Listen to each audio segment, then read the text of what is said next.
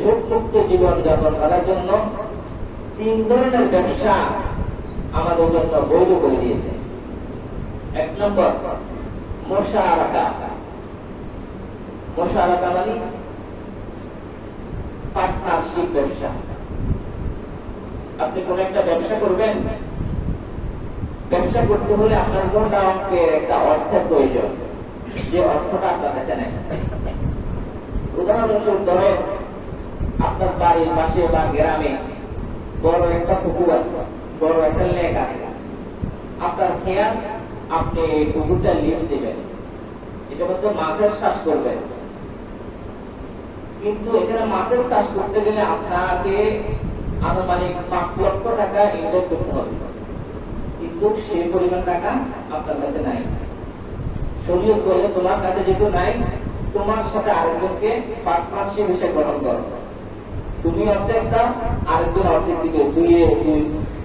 দুই যোগ করলে কত? 2 জন একটা যোগ করলে একজন আড়াই করে দিলে 5 লক্ষ টাকা হয়ে গেছে। সুতরাং তুমি এই ব্যবসা প্রতিষ্ঠান চালু করতে পারো। শরীয়ত এই পার্টনারশিপ ব্যবসাকে আমাদের জন্য বৈধতা দান করেছে। এখন কথা হলো, পার্টনারশিপ ব্যবসা, যৌথ ব্যবসা যেটা, সেটা আমাদের চালানো সম্ভব নয়। দেখা গেল পার্টনারশিপ ব্যবসা, যৌথ ব্যবসা অনেকেই করে কি হয়, মামলা মোকদ্দমা পর্যন্ত হয়। বলে এতে আমার টাকা মারিতে ফেলছে, এতে কত টাকা মারছে, কত টাকা মারছে। পার্টনারশিপ ব্যবসার জন্য প্রথম শর্ত হলো, উভয় ব্যক্তিকে বা একাধিক ব্যক্তি যদি হয়, সকলকে আমানতদারি হতে হবে, আমানতদার হতে হবে। আপনি 2 জনে মিলে 5 লক্ষ টাকা ইনভেস্ট করে একটা মাছের ফিশারি করলেন, তাহলে এখানে ফিশারির মধ্যে আমিও মাছ ছাড়লাম, আমার ভাইও মাছ ছাড়লাম, মাছগুলো আমারও ওনারও। আপনি মনে করলেন মাছের ফিশারি মাছ তো আমারই, আমি জাল নিলেন, জাল দিয়ে একটাও দিয়ে 1 জাল মাছগুলো নিয়ে আসলেন। আপনি মনে করলেন মাছটা আমি ছাড়লাম, এটা আমার মাছ। যদি এটা মনে করে, যদি আপনি যদি একটা মাছ খেয়ে ফেললেন, 2টা মাছ খেয়ে ফেললেন, তাহলে আপনি কি করলেন? আপনার অপর ভাইয়ের হক নষ্ট করলেন না, যেহেতু আপনার শেয়ার হোল্ডার আরেকজন আছে।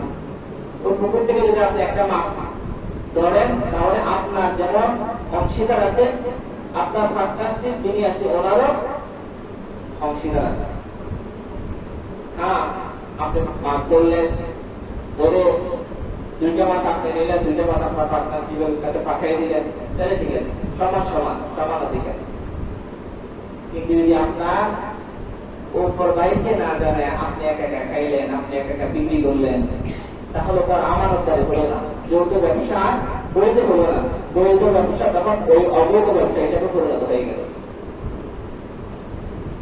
তেমনি ভাবে মাছের ফিশারি কথা একটা বললাম আর কি, অনেক যত ধরনের ব্যবসা হতে পারে। এতে এখন কোরবানির সিজন, যৌথ পুরো ব্যবসা হতে পারে। একজনের দ্বারা ট্যাকেল দেওয়া সম্ভব না, একজনে কিনবে, একজনে বিক্রি করবে, আরেকজন এগুলা দেখাশোনা করবে। যৌথ হলে ব্যবসা প্রতিষ্ঠানটা চালানোটা সহজ হয়ে যায়, একজনের কত দিকে যাবে না। আমানতদারিতার সাথে যদি আমরা ব্যবসা বাণিজ্য করতে হলে, যৌথ ব্যবসা করতে আমাদের জন্য বড় সফলতা রয়েছে।